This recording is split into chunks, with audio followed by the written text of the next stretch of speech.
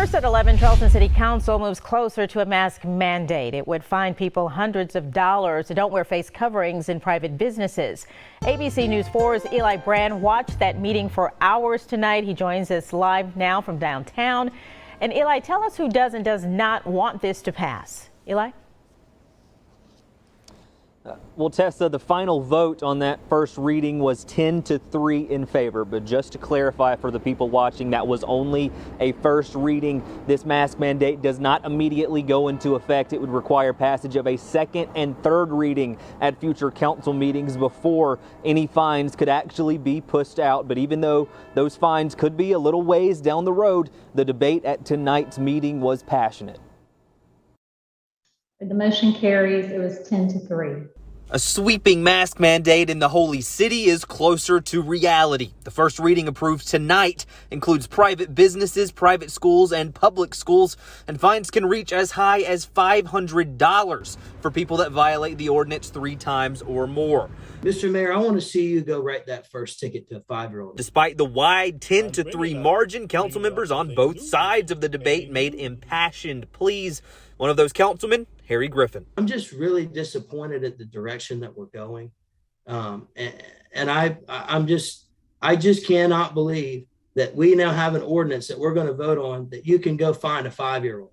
I mean, if that isn't the most ridiculous thing I've ever seen as a municipality, we ought to be ashamed of ourselves. For some that voted in favor of it, they say this is so important, they're willing to put their seats on the line. This is no play game here. So I tell people, okay, I'm running for election. If that's going to make me lose the election, so be it. Councilman Robert Mitchell says this is a personal move and a duty. But I have it in my back door.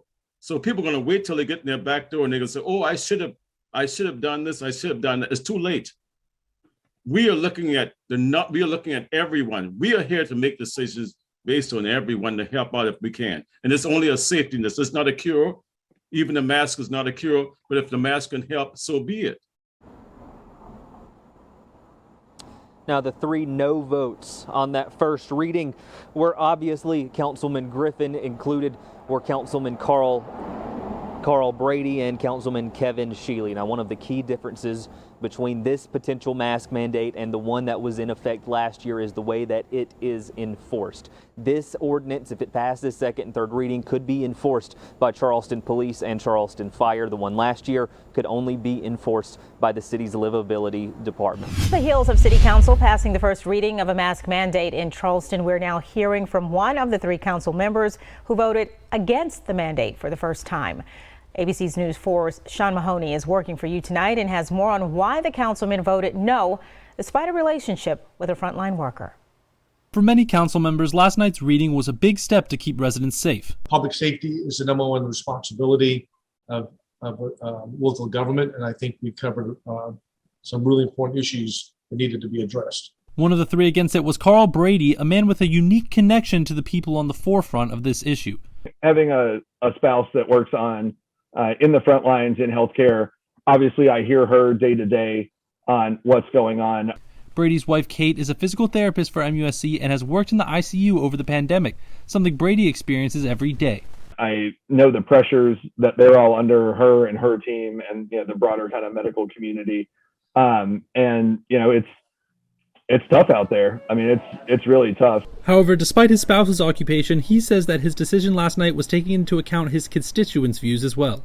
I think it gets down to, what's in the best interest of the community. Which can be hard to balance sometimes.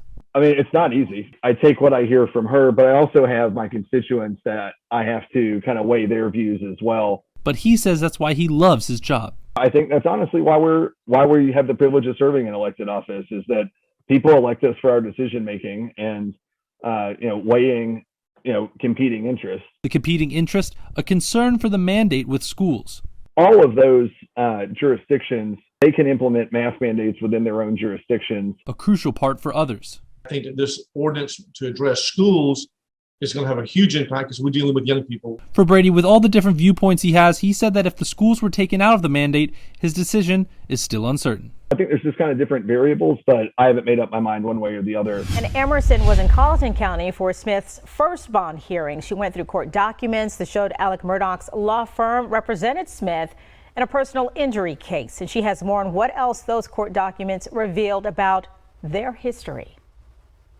On the one hand, it seems like a strange coincidence, but knowing how small Hampton is and Carlton, it really doesn't surprise me.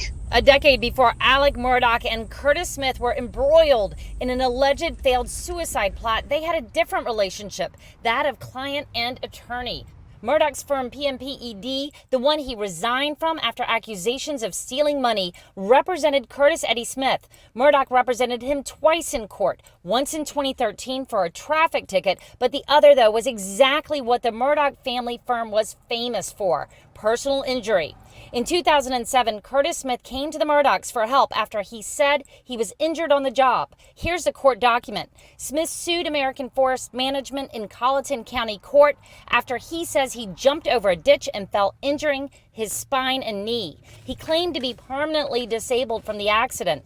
Under oath, Smith testified that he was taking Oxycontin for pain after the accident. We now know that Murdaugh himself said he battled an addiction to opioids. This is the statement. For the last 20 years, there have been many people feeding his addiction to opioids. One of those individuals took advantage of his mental illness and agreed to take Alex's life by shooting him in the head. A relationship born from proximity and legal dramas.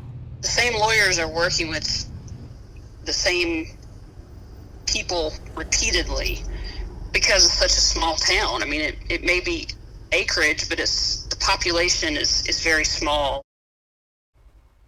And we do know Smith's personal injury case was settled by Alec Murdaugh for an unknown amount of money. What we don't know is if his son, Buster Murdaugh, knew about the insurance money.